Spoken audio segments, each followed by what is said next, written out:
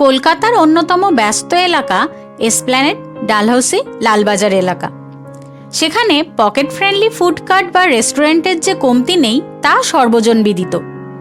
তবে এরকম জায়গায় এমন এক রেস্তোরাঁর সন্ধান পেয়ে হাজির হয়েছি যেখানে বাঙালি ভেজ থালি শুরু হচ্ছে জনপ্রতি 150 টাকারও কমে।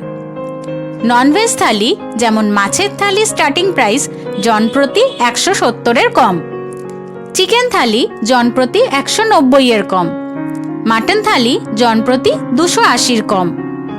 শুধু তাই নয়, থালিতে পদের সংখ্যা 12+। এছাড়াও রয়েছে প্রচুর রকমের কম্বো। তাই সেখানকার খাবারের স্বাদ আস্বাদন করতে হাজির হয়েছিলাম এই ভোজন রসিক বাঙালি রেস্তোরাঁতে। এই ছিমছাম ডেকোরেশনের ছোট্ট পরিসরের রেস্তোরাঁতে মানুষের ভিড় কিন্তু বেশ চোখে পড়ার মতো। বোঝাই যাচ্ছিল এটা বেশ পপুলার। শুধু বাঙালি অবাঙালি নয়, তার পাশাপাশি ভিড় জমিয়েছিলেন বিদেশি মানুষজনও। শহরের যে কোনো প্রান্তের মানুষ খুব সহজেই এখানে পৌঁছে যেতে পারবে, কারণ নিয়ারেস্ট মেট্রো স্টেশন একদিকে চাঁদনি চক, অন্যদিকে মহাকরণ। এই 2 মেট্রো স্টেশনের ঠিক মাঝখানে এই ভোজন রসিক বাঙালি রেস্তোরাঁ। 2 মেট্রো স্টেশন থেকেই হাঁটা পথে 6 মিনিট দূরত্বে অবস্থিত। মোটামুটি সব ইনফরমেশনই দিলাম। বাকি কিছু জানার থাকলে অবশ্যই কমেন্ট করো, আর কিছু না জানার থাকলেও ভিডিওটা কেমন লাগলো তা জানাতেও অবশ্যই কমেন্ট করো। আর তার পাশাপাশি একটা ছোট্ট কাজ আছে, সাবস্ক্রাইব বাটন ক্লিক করে বেল আইকনটাও প্রেস করে দিও। ব্যাস এতটুকুই। এবার খাবারের স্বাদ কেমন হয় তা দেখে নেওয়ার পালা। তবে আমি এখান থেকে কোন কোন থালি কি কি আইটেম অর্ডার করেছিলাম তা তো বলবই, তবে এখানের মেনু কার্ডটা ডিটেলসে দেখানোর ব্যবস্থা করেছি, যাতে তোমরা তোমাদের খুশি মতো প্ল্যানিং করতে পারো। তাহলে চলো এবার মেনু কার্ডটা তোমরা ততক্ষণ ভালো করে দেখে নাও।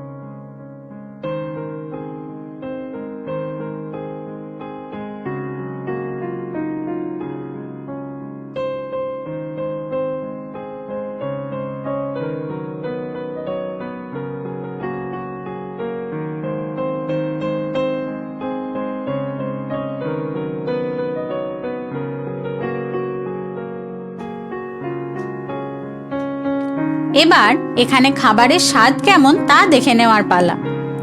প্রথমে তৃষ্ণা নিবারণের জন্য অর্ডার করেছিলাম আনারস পোড়া শরবত, যার দাম ছিল 99 টাকা। এত সুন্দর করে ডেকোরেট করে সার্ভ করেছিল, দেখেই মনটা ভরে যাচ্ছিল। এটা বেশ রিফ্রেশিং। তার সঙ্গে অর্ডার করেছিলাম ফিশ ফিঙ্গার, দাম ছিল 209 টাকা। French ফ্রাইজ, salad, kasundi, tomato sauce সহ পরিবেশন করেছিল। খুবই গরম ছিল। আউটার লেয়ার খুব ক্রিস্পি হলেও একটু মোটা কোটিংটা ছিল। ভেতরে মাছের পরিমাণ খুব যে বেশি তাও বলবো না, আবার খুব যে কম তাও না, মোটামুটি খেতে ভালোই।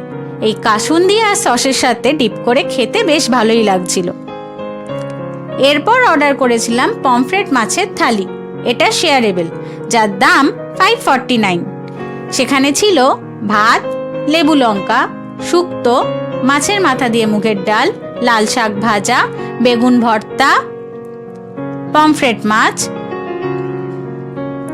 কচুর তরকারি, ঝুরি আলু ভাজা, আমসত্ত্ব খেজুরের চাটনি, পাঁপড়, স্যালাড আর মিষ্টি। এই ছিল পমফ্রেট মাছের থালি, যার দাম নিয়েছিল 549। এটা শেয়ারেবল।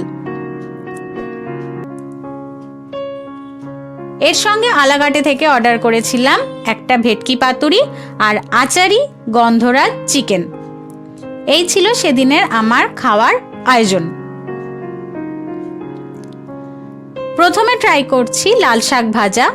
এখানে কোনো বাদাম দেওয়া ছিল না, নর্মাল যেরকম খেতে হয় সেরকম। এরপর ট্রাই করছি শুক্তো, বেশ ঘন গ্রেভির শুক্তো, যেরকম শীতকালীন যে সবজি আলু, বেগুন, উচ্ছে, ডাঁটা, রাঙালু, বড়ি সমস্ত দিয়েই বেশ ভালো মতো করা ছিল, খেতে ভালোই ছিল। এরপর ছিল মাছের মাথা দিয়ে সোনা মুগের ডাল। সাধারণত কোনো থালিতে মাছের মাথা দিয়ে মুগের ডাল কিন্তু কোথাও পাওয়া যায় না, এইখানে এটা দেখলাম ব্যতিক্রম। এটা একটু স্পাইসি ছিল, আমার হালকা ঝাল লেগেছিল, কিন্তু খেতে খুবই ভালো ছিল। এরপর ছিল ভর্তা, এটা এক এক দিন এক এক রকম হয়। সেদিনের এই ভর্তাটা ছিল বেগুনের ভর্তা। প্রথমে অল্প করে নিয়ে ট্রাই করেছিলাম। প্রথমে আমি বুঝতে পারিনি যে এর মধ্যে ছোট ছোট করে চিংড়ি মাছ দেওয়া ছিল, পরে দেখলাম যে এখানে বেশ কয়েকটা চিংড়ি মাছ দেওয়া ছিল। আর প্রত্যেকটা খাবারই কিন্তু এরকম কাঁসার থালা, বাটি, গ্লাসে দেওয়া হয়েছিল। এরপর সেদিনের ভেজ অব দ্য ডেতে ছিল কচুর তরকারি। আমি যদিও প্রথমে এটা বুঝতে পারিনি কিসের তরকারি, তবে পরে নেওয়ার পর বুঝলাম যে এটা কচুর তরকারি। আমি কচুর তরকারি অতটাও ভালো খাই না, কিন্তু সেদিনকার ভেজ অব দ্য ডে ছিল, খেতে মোটামুটি ভালোই ছিল, একটু স্পাইসি, খেতে ভালো। যেহেতু নিয়েছিলাম পমফ্রেট থালি, তো সেই জন্য এখানে একটা বড় পিসের পমফ্রেট মাছ দেওয়া ছিল। এখানে আরেকটা স্পেশাল পমফ্রেট মাছের থালিও ছিল, যেখানে এক পিস ভাজা থাকছিল আর একটা এরকম গ্রেভির মধ্যে ছিল। দেখতেই পেলে কতটা ঘন সর্ষের একটা গ্রেভি ছিল। মাছটা খুব ফ্রেশ, খেতে কিন্তু খুবই ভালো ছিল।